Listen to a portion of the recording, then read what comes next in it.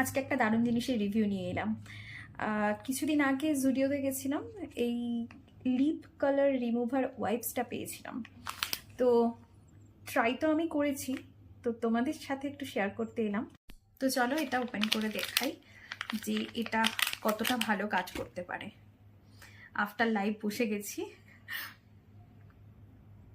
মানে এর আগে যখন আমি ইউজ করেছি, তবে আজকে যেহেতু ম্যাট লিপস্টিক লাগিয়েছি তাই মনে হলো যে আজকে কতটা ভালো উঠছে। সেটাই, ক্রিমি তো উঠেই যায়,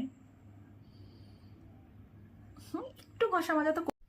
তো দেখো সবাই, একদম উঠে গেছে। যদি এবার আমি এইটা দিয়েই ভাবি যে আমি আমার চোখের লাইনারটা তুলবো, সেটা আদৌ কি উঠবে? এই হ্যাঁ, উঠছে তো।